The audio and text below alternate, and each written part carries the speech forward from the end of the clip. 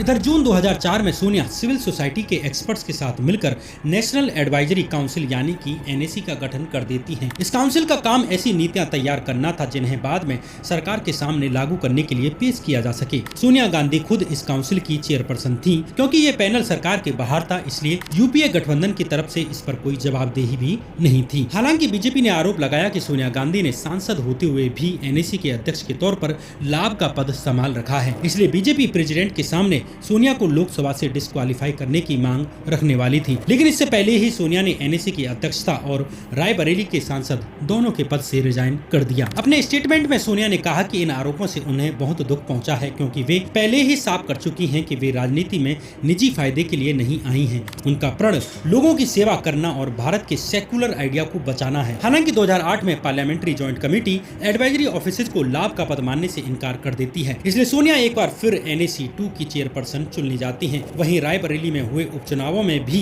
सोनिया 4 लाख से ज्यादा वोटों से जीत जाती हैं। मैं आपको भरोसा दिलाती हूँ कि रायबरेली क्षेत्र के विकास के लिए काम करती रहूंगी, संघर्ष करती रहूंगी।